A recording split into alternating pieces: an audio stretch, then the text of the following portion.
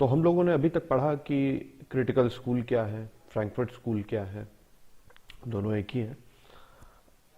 Theodore Adorno के बारे में हम लोगों ने लास्ट लेक्चर में बातचीत करी थी, उनकी वैचारिक पृष्ठभूमि, इंटेलेक्चुअल बैकग्राउंड के बारे में डिस्कस किया था, समझने की कोशिश करी थी कि वो कैसे सोचते हैं, कैसे चीज़ों को देखते हैं। और अब उन्हीं के साथ ही, या हम कहें कि उनसे सीनियर, मैक्स हॉर्खहाइमर की हम लोग आज बातचीत करेंगे और थोड़ा सा डायलेक्टिक्स ऑफ एनलाइटनमेंट की तरफ जाएंगे। और कल हम लोग उसकी पूरी पृष्ठभूमि, उस पुस्तक की बारे में बातचीत करेंगे और लगभग कल मेरे हिसाब से ये वाला लेक्चर खत्म हो जाएगा। मैक्स हॉर्खहाइमर का जन्म 14 फरवरी 1895 को हुआ। जूइश थे, ये जूस थे। जर्मनी में जूस का पैदा होना मतलब अब वहाँ पर उनको आगे चल के दिक्कतें आने वाली हैं। और उन्हीं दिक्कतों से लड़ते लड़ते जब वो अमेरिका पहुँचे, कोलंबिया यूनिवर्सिटी में प्रोफेसर बने, और फिर वापस आके जब जर्मन में उन्होंने फ्रैंकफर्ट स्कूल फिर से चलाया, एक बार चला दिया फिर बंद हो गया, नाजियों ने बंद करवा दिया, नाजी पार्टी ने बंद करवा दिया, और फिर से जब चलाया, उसी के फलस्वरूप उनका जो बौद्धिक विचार है, जो सोचने का तरीका है, वो आगे चल के और डेवलप होता चला गया। मैक्स हॉर्खहाइमर एक जर्मन फिलोसोफर हैं, सोशियोलॉजिस्ट भी हैं और फ्रैंकफर्ट स्कूल के एक लीडर थिंकर हैं, जो कि बाद में चल के कुछ ही महीनों बाद, जैसे ही उनकी वहाँ पर अपॉइंटमेंट हुई, कुछ ही महीनों बाद वो वहाँ पर अध्यक्ष बन चुके थे।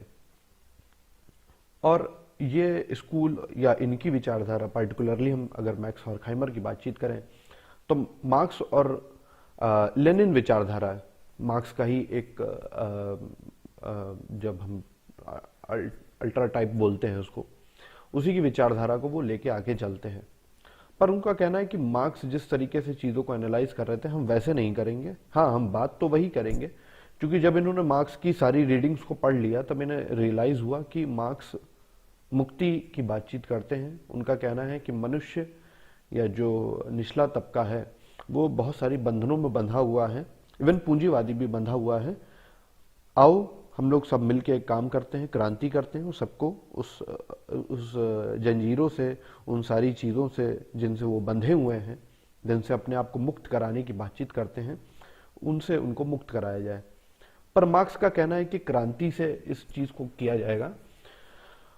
थियोडोर एडोर्नो और मैक्स हॉर्खहाइमर इसके लिए कुछ अल्टरनेट रास्ता सुझाते हैं, और ये पूरा स्कूल उसी के बेस पर बना हुआ है कि हम चीज़ों की क्रिटिक करेंगे, चीज़ों की आलोचना करेंगे, हम समझेंगे कि इसके बेहतर क्या हो सकता था, और चीज़ें पहिया चलता चला जाएगा और हम आगे बढ़ते चले जाएंगे, और एक समय आएगा जब हम सारी चीज़ों से मुक्त हो चुके होंगे। तो यहाँ तक की बात आई, मैक्स हॉर्खहाइमर डायरेक्टर बन गए social institute of social research के, जिसको फ्रैंकफर्ट स्कूल कहा जाता है। उसका पर्टिकुलर नाम इंस्टीट्यूट ऑफ सोशल रिसर्च है यूनिवर्सिटी ऑफ फ्रैंकफर्ट में। और वहाँ पर उन्होंने इंटरडिसिप्लिनरी मटेरियलिज्म का प्रस्ताव रखा। इंटरडिसिप्लिनरी मटेरियलिज्म, या हम कहें कि अंतर विषय भौतिकवाद, जो कि मार्क्स के भौतिकवाद से ही प्रेरित था। भौतिकवाद मतलब कोई भी ऐसी चीज़, या हम मानते हैं, फिलॉसफी में हम मानते हैं कि हर चीज़ वस्तु से शुरू होती है, और हर चीज़ का जो फंडामेंटल होता है, जो आधारभूत चीज़ें होती हैं, वो मैटर होता है। मैटर से ही चीज़ें आगे चलती हैं। मैटर ही है जो विचार उत्पन्न करते हैं, जो समाज की संरचना में एक मूलभूत इकाई है। हीगल इसके इतर बोलते हैं। उनका कहना है कि विचार सबसे इंपॉर्टेंट है, पर मार्क्स कहते हैं कि नहीं नहीं, विचार नहीं, मटीरियल या भौतिकता, जो मटीरियल चीज़ें हैं उनकी उनकी बात वो करते हैं, उनको पहले लाते हैं। तो उन्होंने कहा कि इंटरडिसिप्लिनरी मटेरियलिज्म रखते हैं, यानी कि किसी भी चीज़ को देखने का हम एक इंटरडिसिप्लिनरी मामला रखेंगे। उसमें हम संगीत की भी बात करेंगे, उसमें हम चित्रकला की भी बातचीत करेंगे, उसमें हम एपिस्टेमोलॉजी की भी बातचीत करेंगे। उसको देखने के लिए हम समाजशास्त्र या फिर हम फिजिक्स की भी बातचीत करेंगे, या फिर हम बहुत सारी जो अदर सोशल साइंसेज हैं, history, geography, economics, political science, इन सारी चीज़ों को हम लेके चलेंगे और तब हम एनालाइज करेंगे। कुल मिला के यहाँ पर कोई एक चीज़ के बारे में हम बातचीत नहीं करेंगे। हम एक एक दायरा सीमित करेंगे और सभी का काम है कि हम उस चीज को एक आलोचनात्मक दृष्टिकोण से देखें, क्रिटिकली थिंकिंग करके देखें कि किस तरीके से वो मनुष्य के इमेंसिपेशन में एक रोड़ा अटका रही है। और आगे चल के मैक्स हॉर्खहाइमर मार्क्सिज्म को सोशलिस्ट, कल्चरल, इकोनॉमिकल, हिस्टोरिकल, यहाँ तक कि साइको एनालिटिकल, जो कि फ्राइड से प्रभावित है, उस तरीके से चीज़ों को करने के बारे में देखते हैं। हमने अपने पहले पढ़ा था कि थियोडोर एडोर्नो जब एफ स्केल की बातचीत करते हैं तब वो वहाँ पे कहते हैं कि ये जो चीज़ें इतने लार्ज लेवल पे चल रही हैं, ये इतने छोटे कल्चर और साइको एनालिटिकल लेवल पर जाकर व्यक्ति को प्रभाव डालती हैं। तो इनसे उन चीज़ों का संबंध डालते हैं और मैक्स हॉर्खहाइमर भी आगे चल के इन्हीं सारी चीज़ों की बातचीत करते हैं। हॉर्खहाइमर ने अपनी पुस्तक जो थियोडोर एडोर्नो के साथ अमेरिका में लिखी, डायलेक्टिक्स ऑफ एनलाइटनमेंट, वो इसी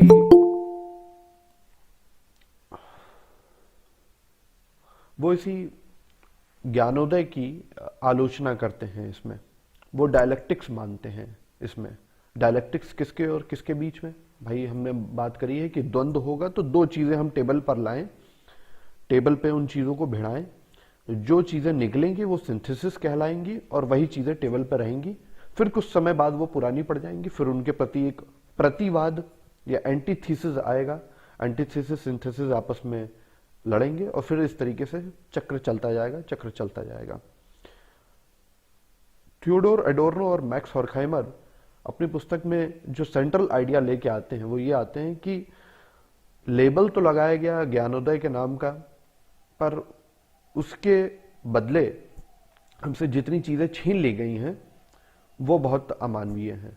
उदाहरण के लिए मनुष्य कभी भूखा नहीं रहता था, लेकिन हमने देखा कि एनलाइटनमेंट के आने के बाद ये सारी चीजें, हमने भूख को जन्म दिया, हमने गरीबी को जन्म दिया, हमने वर्ग संघर्ष को जन्म दिया, हमने बात करी कि एनलाइटनमेंट आएगा, सभी लोग जागृत होंगे, सभी को समान अवसर मिलेंगे, पर वास्तव में मिले नहीं। तो कहने का मतलब जो बैनर लगा के चीजें बांटने के बारे में बातचीत करी गई, जो चुनावी घोषणा करी गई, इसके बारे में बहुत एक निराशाजनक बातचीत है। और उसी बातचीत जो कि शुरू हुई एक किचन में, जब मैक्स हॉर्खहाइमर और थियोडोर एडोर्नो आपस में मिलते हैं, तो वहां से ये चीजें आगे चल के बड़ी बनती हैं और एक किताब की शक्ल ले लेती हैं। कुल मिला के वेस्टर्न सिविलाइजेशन की एक आलोचना है। इसमें मेन चीज जो आती है वो नाजीवाद और स्टालिनवाद की बात आती है कि हाँ, उन्होंने बताया कि जैसे ही एनलाइटनमेंट हुआ और जो इस बात के प्रवर्तक थे कि हाँ हम शांति लाएंगे, ऐसा करेंगे, वैसा करेंगे, उन्होंने ही सबसे ज्यादा बर्बरता करी, सबसे ज्यादा लोगों का खून बहाया, होलोकास्ट किया, नरसंहार किए अन्य तरीके के। और वो जो चीजें जो होनी चाहिए थी, जो शांति पनपनी चाहिए थी कि हम तो अब एनलाइटनमेंट हो गए हैं, हम अब ज्ञानोदय हो चुका है, हम अपनी सारी चीजों को करने के बारे में कोशिश करेंगे, तो उससे बहुत ज्यादा निराश दिखे। मैक्स हॉर्खहाइमर जब अमेरिका चले आते हैं तब वहां पर जो जैसा कि थियोडोर एडोर्नो कल्चर इंडस्ट्री की बातचीत करते हैं इसी पुस्तक में ही, जिसके बारे में हम लोग बातचीत कर चुके हैं अपने पहले के लेक्चर्स में, यहाँ पर भी वो उसी तरीके के बारे में बातचीत करते हैं कि ये जो पूंजीवाद समाज है ये मास कल्चर को प्रभावित करता है। मास कल्चर जो ज्यादातर लोग उस सोसाइटी में, एक बड़ा तबका, एक बड़े नंबर्स में जो लोग कर रहे होंगे, वो वहां का मास कल्चर हो जाएगा। तो वो मास कल्चर को प्रभावित कर रहे होते हैं और उनको उनके मेन काम से हटा रहे होते हैं। और यहां पर बहुत निराशावादी स्वर का प्रयोग करते हैं मैक्स हॉर्खहाइमर, एक पेसिमिस्टिक टोन आ जाती है। आगे चल के जब ये किताब खत्म कर लेते हैं तो अब आप देखेंगे कि आगे की राइटिंग्स जो हैं उनकी, वो इसी बात से प्रभावित हैं कि अब वो एक पेसिमिस्टिक फिलॉसफी जो कि शोपेनहावर द्वारा तैयार की गई, आगे बढ़ाया गया, उसकी तरफ वो बढ़ जाते हैं। एक निराशावादी दृष्टिकोण या एक निराशावादी दर्शन शास्त्री किस तरीके से चीजों को देखता है, उसका आंसर आपको नाइहिलिज्म में मिलता है। फ्रेडरिक नीचा, ये नाम नोट कर लीजिए, आप लोग इसके बारे में पढ़िएगा।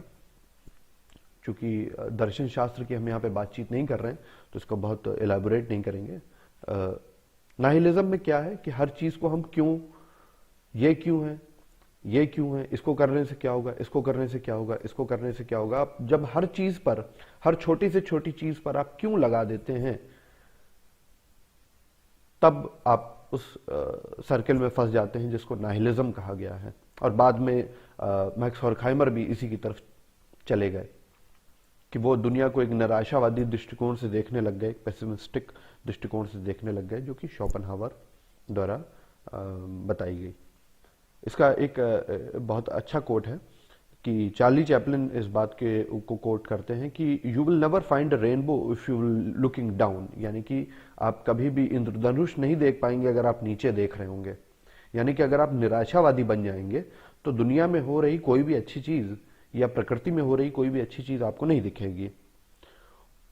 इसी के साथ मार्क ट्वेन का एक स्टेटमेंट है, इसमें कोट है कि the man who is pessimistic before 48 knows too much, if he is an optimist after it he know too little. मतलब यानी कि कोई भी व्यक्ति यदि 48 साल तक निराशावादी हो जाता है तो वो बहुत कुछ जान चुका है, बहुत कुछ समझ चुका है। अगर व्यक्ति उसके बाद भी आशावान बना रहता है तो वो व्यक्ति बहुत कम जानता है, बहुत थोड़ा सा जानता है। ऑप्टिमिस्टिक आशावादी और पेसिमिस्टिक मतलब निराशावादी।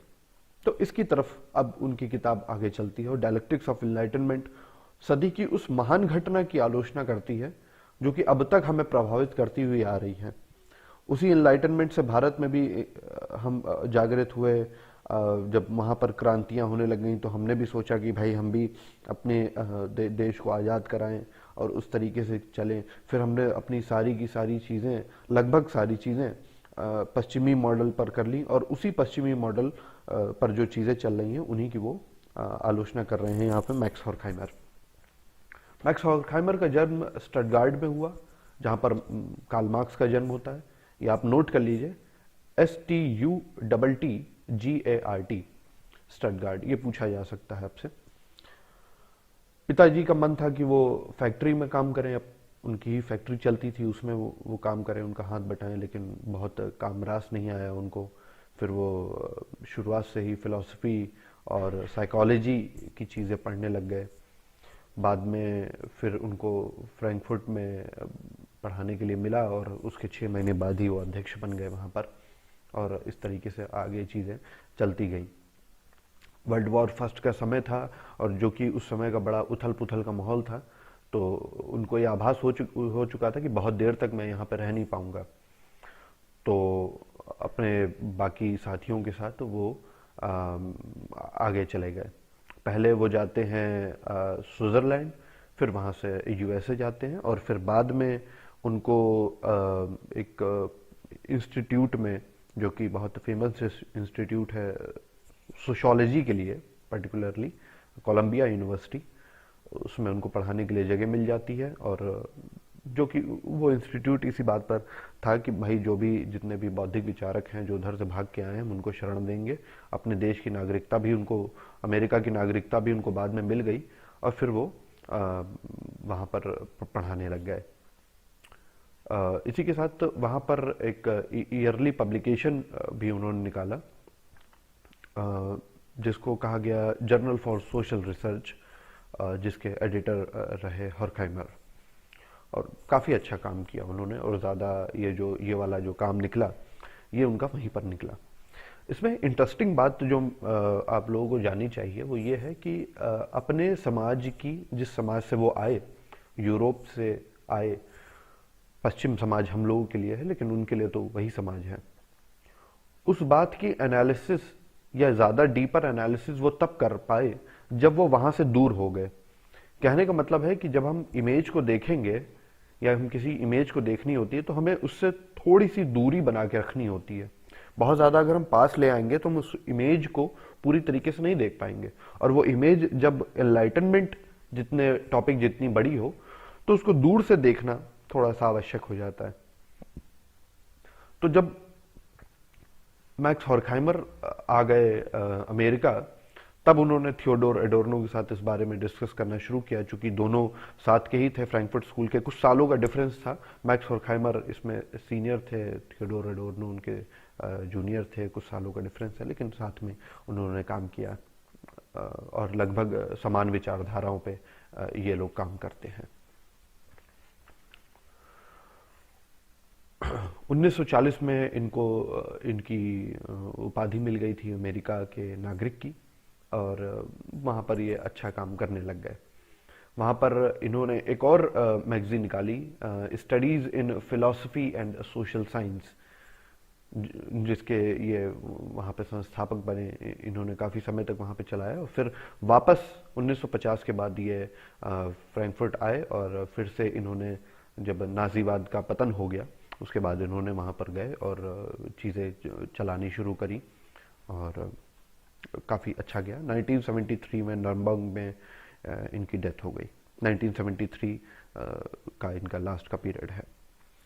अब इनकी फिलॉसफी के बारे में थोड़ा सा बातचीत कर लेते हैं। ये किस थिंकिंग पर काम करते हैं। जैसा कि हमने बताया कि इंटरडिसिप्लिनरी मटेरियलिज्म इन्होंने चलाया। इन्होंने कहा कि एक चीज़ से मत देखो, हर चीज़ अब इसमें डालते चले जाओ। हालांकि ये इसकी आलोचना भी है, क्योंकि पढ़ाते वक्त या बताते वक्त जब ये वाली चीज़ें करते हैं कि एक साथ ये वाली चीज़ भी हम इस डायमेंशन से हम इसको एनालाइज करें, या हम इस चीज़ को भी एनालाइज कर लें, इस चीज़ को भी एनालाइज कर लें, तो कहीं ना कहीं एक डिफ्रेगमेंट है, एक डिमिनिशिंग इमेज भी बन जाती है। हम किसी पर्टिकुलर पॉइंट पे फोकस नहीं कर पाते, और फिर हम कई बार अंत में पूछते हैं कि कहना क्या चाहते हो, तो कहना क्या चाहते हो वो हमें कभी पता नहीं चल पाता है।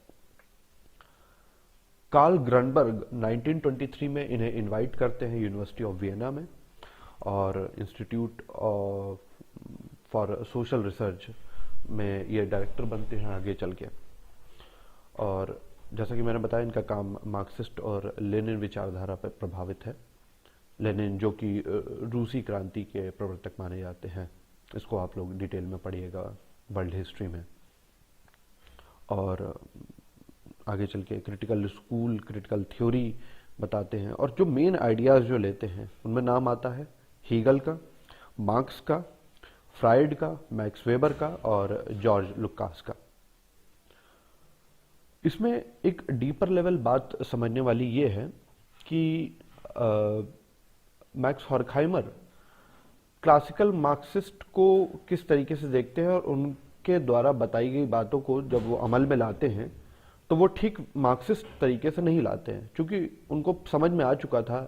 अब ये जब 20वीं सदी चलने लग गई तो उनको समझ में आ चुका था कि मार्क्सिस्ट उस तरीके से प्रभावी नहीं रहा, मार्क्सिस्ट विचारधारा अब उस तरीके से प्रभावी नहीं रही, और कहीं ऐसा ना हो कि मार्क्सिस्ट विचारधारा या मार्क्सिस्ट थॉट मर जाए, हमको उसको पुनर्जीवित करना पड़ेगा किसी दूसरे तरीके से, और समझना पड़ेगा कि क्या है जब हम उन चीजों को नए आयामों में फिट करके देखेंगे। Classical Marxist view art as a reflection of the class consciousness determined by the social economic structure. कहने का मतलब कि क्लासिकल मार्क्सिस्ट किसी कला को, किसी आर्ट को, या आप कहें कि किसी, अगर आप सिंपल लैंग्वेज में कहना चाहें कि किसी पेंटिंग को किस तरीके से देखते हैं, उनका ये कहना है कि ये जो कला बनाई गई है ये समाज के आर्थिक ढांचे द्वारा प्रभावित है, इकोनॉमिकल स्ट्रक्चर द्वारा प्रभावित है, जिसकी बात मार्क्स करते हैं। हॉर्खहाइमर का ये कहना है कि हाँ, ऐसा नहीं है। Understood high cultures and the pure art as the autonomous realm where utopian thought and emancipatory powers are preserved। अब देखिए कितनी इतर बात कहते हैं यहाँ पे हॉर्खहाइमर। उनका कहना है कि आर्ट में, जब आप आर्ट को बहुत ध्यान से देखेंगे तो जो मार्क्स जिस मुक्ति की बातचीत करते हैं, जिस इमेंसिपेशन की बातचीत करते हैं, वो आपको इन आर्ट्स में, इन कला के क्षेत्रों में, म्यूजिक में, पेंटिंग में, लिटरेचर में आपको ये बात, ये नोशन दिखेगा कि किस तरीके से मनुष्य अपनी उन सारी बेड़ियों से बाहर आना चाहता है, और वो निराश हो चुका है उन सारी चीजों से जो अब तक चली हुई आ रही थी।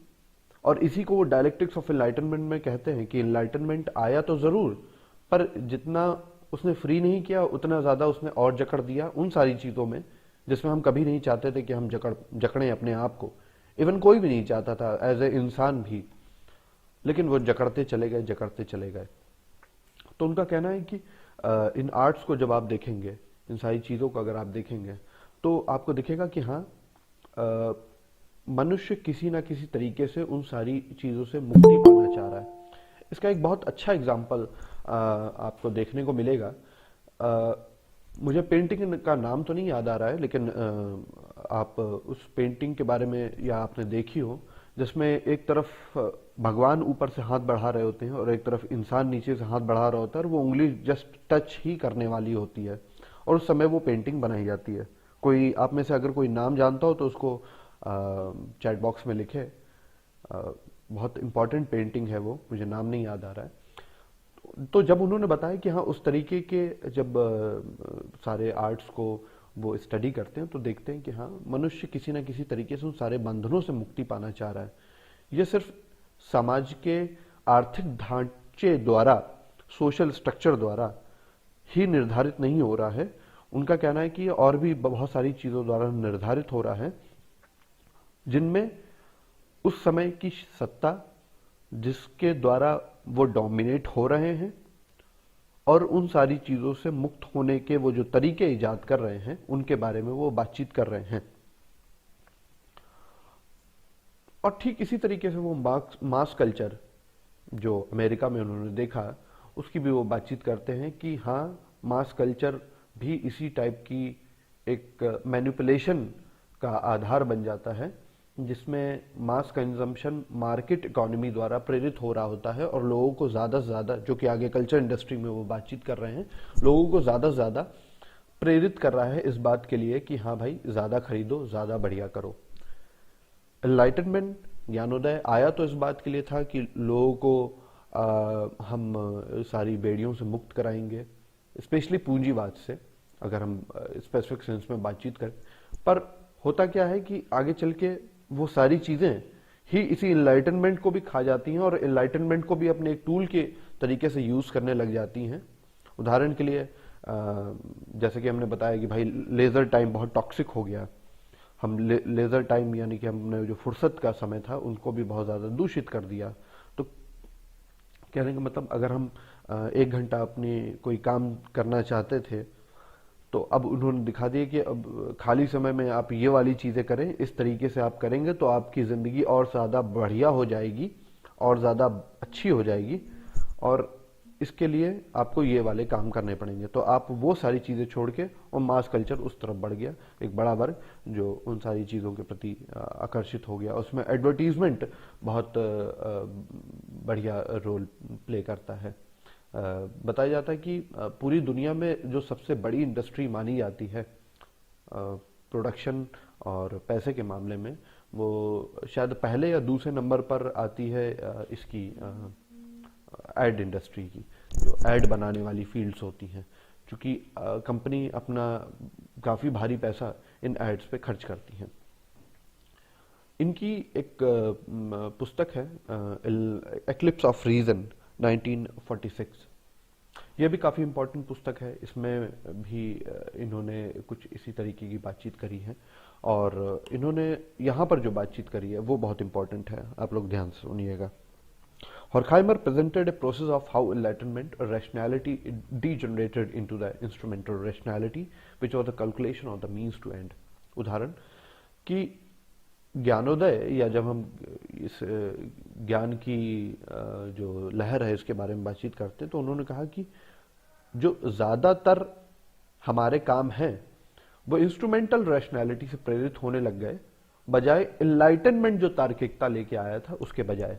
इंस्ट्रूमेंटल रैशनैलिटी मतलब आपको कहीं जाना है, ए से बी स्थान पे जाना है, उदाहरण के लिए मैं बता रहा हूँ, और आप कार से जाएंगे, ओला से जाएंगे, बगैर इस बात को सोचे कि उससे कितना धुआं होगा, या सड़क पे कितनी जगह घेरी जाएगी, या वो ओला जब आप बुक कर रहे थे तो वो किसी और के भी काम आ सकती थी, किसी और ज़रूरी काम के लिए।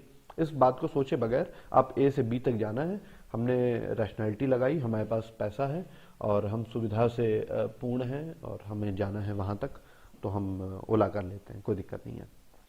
इस रैशनैलिटी में आपने एंड को ध्यान रखा, आपके पास जो साधन थे उन्हें ध्यान रखा, और आपने किसी और बात की चिंता नहीं करी, और आपने उस काम को कर दिया। और उस काम को करने के लिए पूंजीवाद समाज ने या पूंजीवादी वर्ग ने भी, कैपिटलिस्ट सोसाइटी ने भी आपको प्रेरित किया कि ठीक है, तुम्हें जाना है तो कोई दिक्कत नहीं, तुम किसी और चीज की चिंता मत करो, तुम सिर्फ पैसे पर इतना अमाउंट लेके रखो, हम तुम्हारे कमरे के अंदर हम कार भेज देंगे।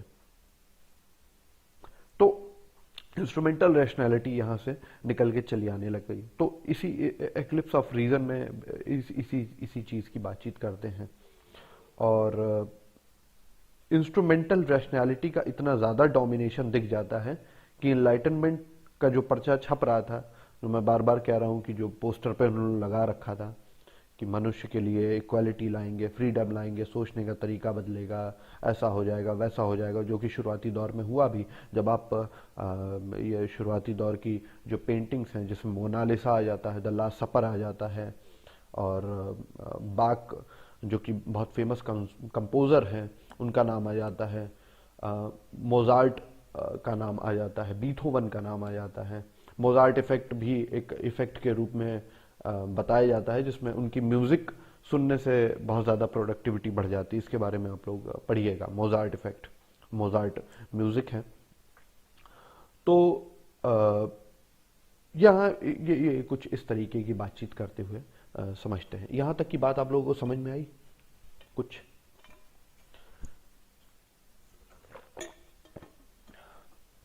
यहाँ तक की बात समझ में आई हो तो चैट बॉक्स में लिख दीजिए यस, या नहीं समझ में आई हो या कोई प्रश्न हो तो पूछ सकते हैं।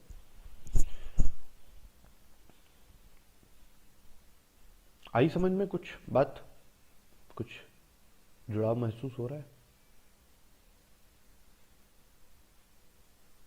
Yes sir. ठीक है, एक आवाज काफी है। डोमिनेशन की बातचीत करते हुए अपने एनलाइटनमेंट के प्रोजेक्ट में, जब डायलेक्ट्रिक्स ऑफ एनलाइटनमेंट में बातचीत करते हैं तो उसमें एक और चीज बताते हैं, रीफिकेशन। रीफिकेशन का मतलब, इसकी हिंदी तो नहीं है लेकिन इसका मतलब यह है कि किस तरीके से कैपिटलिस्ट या ये जो डोमिनेंट कल्चर बनता है, ये किस तरीके से किसी चीज को, किसी भावनाओं को किसी चीज के रूप में प्रदर्शित करने हेतु आपको प्रेरित कर रहे होते हैं। उदाहरण के लिए आपको गर्लफ्रेंड को अपना प्यार दिखाना है तो हमने रीफिकेशन कर दिया, हमने अपने ह्यूमन रिलेशन या ह्यूमन अफेयर को किसी चीज के माध्यम से प्रेरित करने के लिए कह दिया, और उसका प्रतीक क्या है? उसका प्रतीक है गुलाब। तो ये रीफिकेशन करना शुरू कर दिया डोमिनेंट क्लास ने, डोमिनेंट कल्चर ने, जब एनलाइटनमेंट आया। और ये जो रीफिकेशन है यही आगे चल के कॉमोडिफिकेशन का रूप ले लेता है, चीजों का पर्णीकरण हो जाता है, जिसमें हम चीजों के को खरीदने और बेचने की फॉर्म में रखते हैं। हम बात करते हैं कि ये चीज इतने रुपए की है, ये चीज इतने रुपए की है। और कभी कभी आपके मन में एक प्रश्न आता होगा कि किस तरीके से किसी चीज का मूल्य निर्धारित हो जाता है। आप कैसे कह देते हैं कि आपकी किडनी इतने रुपए की है, आपकी आंखें इतने रुपए की हैं, या आप दोस्त भी खरीद सकते हैं किसी इंटरनेट की वेबसाइट पर। आप उनका सब्सक्रिप्शन लीजिए और वो आपको दोस्त ढूंढ के देंगे, इवन जीवन साथी तक ढूंढ के देंगे। तो आपने चीजों का पर्णीकरण कर दिया है, आपने उन चीजों को पैसे से अब जब तौलना शुरू कर दिया है, तब यहां पर प्रॉब्लम क्रिएट होने लग गई। कला को कला की तरीके से नहीं लिया जा रहा है, कला को कला बेचने के तरीके से लिया जा रहा है, जो कि यहां पर काफी दुविधापूर्ण हो गया। ये बात काफी नकारात्मक सेंस में ये कहते हैं, हालांकि ये बात जरूरी भी हो जाती है एक सेंस में कि चीजों का दाम तय करना कितना इंपॉर्टेंट है, और ये समझना कितना इंपॉर्टेंट है कि हम किसी चीज को किसी खास नंबर से, जब हम हमारे पास संख्या है, हमारे पास डिनोट करने की है कि 4 अलग चीज है, 5 अलग चीज है, ये चीज 4 की है, ये चीज 5 की है, तब हम कितना डिफरेंस क्रिएट कर देते हैं। यहां से वो रूट निकालते हैं डायलेक्टिक्स ऑफ एनलाइटनमेंट की, और बताते हैं कि किस तरीके से वो जो आर्ट आई, वो जो इमेंसिपेशन की बातें करी गई सारे लिटरेचर में, वो सारी चीजें भी बुर्जुआजीज ने अपने फेवर में ले ली, अपनी तरफ ले ली, और उनको कहा कि अब ये चीजें तो इसी तरीके से चलेंगी, और एनलाइटनमेंट भी अब इसी चीज को जोर देने लग गया। उदाहरण के लिए आपका आपका कोई भला दोस्त हो जो आपका भला करना चाहता है, लेकिन मैं ऐसी एक ताकत छोड़ दूं जो उस भले दोस्त में कोई आत्मा का प्रवेश करवा दे, बुरी आत्मा का, और वो दोस्त अब आपका हितैषी ना होके अब आपका दुश्मन हो जाएगा, लेकिन शक्ल तो उसकी वही हितैषी वाली रहेगी, लेकिन वो काम अब जब वो पैदा करेगा तो उसमें वो आपका दुश्मन हो जाएगा। तो ठीक इसी तरीके से वो कह रहे हैं कि एनलाइटनमेंट के साथ भी हुआ। ज्ञानोदय जब आया तो वो आपका अच्छा दोस्त था, पर इन सारी ताकतों ने, ये जो वहशी ताकतें थीं, ये जो नरसंहार वाली ताकतें थीं, इन्होंने उस चीज को भी अपने इंस्ट्रूमेंट के रूप में यूज कर लिया, और अब वो आपको किसी भी तरीके से फायदा नहीं दे रहा है। फायदा बस उन्हीं को दे रहा है जिन लोगों ने इस चीज को यूज किया, और अब आप उसी के गर्त में फंसते चले जा रहे हैं, और अंत में आप नाइलिज्म वाले होल में जाके फंस जाते हैं। तो उनका कहने का मतलब था कि आपने इन चीजों को जब कमोडिफाई कर दिया, जब खरीदने बेचने के बारे में बातचीत कर दी, तब यहां पर एक दिक्कत आने लग गई। इंस्ट्रूमेंटल रैशनैलिटी को हॉर्खहाइमर सब्जेक्टिव रैशनैलिटी के नाम से संबोधित करते हैं, ये अभी आप लिख लीजिए, इंपॉर्टेंट है। और सेंट्रल नोशन जो उनका एनलाइटनमेंट को क्रिटिक करने का है, वो यही है कि अब हर व्यक्ति अपने तरीके से सोचेगा, अपने तरीके से काम करेगा, और वो जो काम करने का जो वो बता रहा है कि अपना तरीका है, वो उसका अपना तरीका नहीं है। वो सारी की सारी चीजें उसके मास कल्चर में प्रभाव प्रवाहित करी हैं एक बड़े बुर्जुआजी वर्ग ने। डायलेक्टिक ऑफ एनलाइटनमेंट 1947 में आती है एडोर्नो के साथ, और ज़्यादातर इसमें कुछ चैप्टर्स में बातचीत करते हैं उस बर्बरता की, उस टेरर अटैक की, और उस इरेशनल एक्सपेरिमेंट्स की जो नाजियों ने किए अपने प्रभुत्व को बनाने के लिए। इवन इसमें थोड़ा बहुत एलिमेंट उस सोवियत रूस का भी आ जाता है, जो शुरुआती दिनों में काफी ज्यादा डोमिनेंट था अपनी चीजों को लेकर, और जितने भी उसके साथी देश थे जो उसमें जुड़े हुए थे, उन पर वो काफी कंप्रेस्ड करके रख रहा था। और होता यह है कि जितना चीजों को कंप्रेस करके रखा जाएगा उतना ही वो तेजी से बाहर निकलेंगी, जिसका आपने रिजल्ट देखा कि जब सोवियत संघ टूटने लग गया। उसके बारे में एक वर्ल्ड हिस्ट्री है पूरी, काफी डिटेल्ड है। तो डायलेक्टिक्स ऑफ एनलाइटनमेंट इसी चीज के बारे में बातचीत करते हैं। सबसे मजेदार बात यह है कि मनुष्य कभी भूखा नहीं रहता था, कभी गरीब नहीं रहता था, कभी ऐसा नहीं होता था कि वो किसी एक प्रकार से ही सोचे, या एक प्रकार से भी सोचे तो उसका कोई नुकसान नहीं है, लेकिन सोचने पर मजबूर कर देना इन सारी चीजों के प्रति, वो ज्यादा यहाँ पे एक निराशाजनक बातचीत करते हैं हॉर्खहाइमर और एडोर्नो दोनों यहाँ पर, कि भूख नाम की चीज कभी नहीं थी। जैसे कि हमने पहले अपने क्रिटिकल स्कूल में बताया था कि भूखमरी या गरीबी या आवास का न रह पाना या बर्बरता या लोग किसी और को मार दें किसी और चीज के लिए, ये चीजें उतनी नहीं थी पहले जितनी अब हो गई हैं। इतना बड़ा नरसंहार तो पहले कभी नहीं हुआ, इतनी ज्यादा भूखमरी तो पहले कभी नहीं पड़ी, इतने ज्यादा लोग तो कभी बीमार नहीं पड़े। मेडिकल साइंस में तरक्की कर ली है, लेकिन उससे ज्यादा बड़ी चीज तो एक कोरोना आ गई है जो लोगों में डर व्याप्त कर रही है, और नई नई तरह तरह की बीमारियां चली आ रही हैं। ये किस तरीके का विकास किया आपने, ये किस तरीके का एनलाइटनमेंट किया है आपने लोगों के लिए। और किया तो किया, जब आगे चल के वो चीजें किसी और चीज में फिट होने लग गई या किसी और चीज को अंजाम देने लग गई, तब आपने उनको क्यों नहीं रोका। पूरी की पूरी किताब जब आप देखते हैं एडोर्नो और हॉर्खहाइमर की, वो इसी के बारे में प्रेरित करती है कि हाँ, अब हम थोड़ा सा इस बारे में सोचें। इसकी इनमें प्रमुख पुस्तकें हैं अथॉरिटी एंड फैमिली 1936, ये हॉर्खहाइमर की पुस्तकें, आप चाहे तो नोट कर सकते हैं। Traditional and critical theory 1937, critique of instrumental reason 1967, important book है।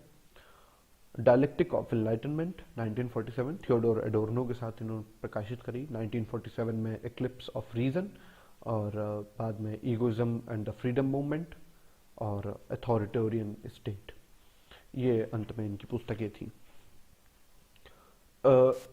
इसके बाद इसके बाद हम लोग कल के लेक्चर में डायलेक्टिक ऑफ एनलाइटनमेंट का जो पहला चैप्टर है उसके बारे में डिस्कस करेंगे, और वही आपके सिलेबस से भी रिलेटेड है।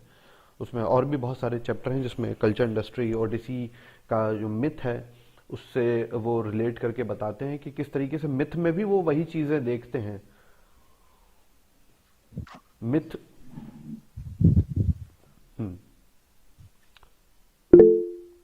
मिथ में भी वो वही चीजें देखते हैं जो सारी चीजें उन्हें दिखती हैं कि मनुष्य किस तरीके से एमेंसिपेट करवाना चाह रहा है, किस तरीके से एक बुर्जुआ एक सर्वहारा पे अपना नियंत्रण स्थापित कर रहा है, और एनलाइटनमेंट के तरीकों से वो उनका शोषण करने की कोशिश कर रहा है।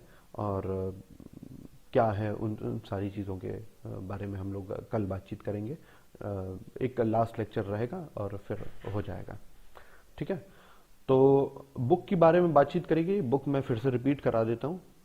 Authority and family 1936, traditional and critical theory 1937, critique of instrumental reason 1967, dawn and decline. Dawn and decline अलग पुस्तक है इनकी। सर स्लो स्लो बोलिए। Dialectic of enlightenment 1947 with Theodore Adorno, Eclipse of Reason 1947, Egoism and the Freedom Movement, और अंत में है authoritarian state.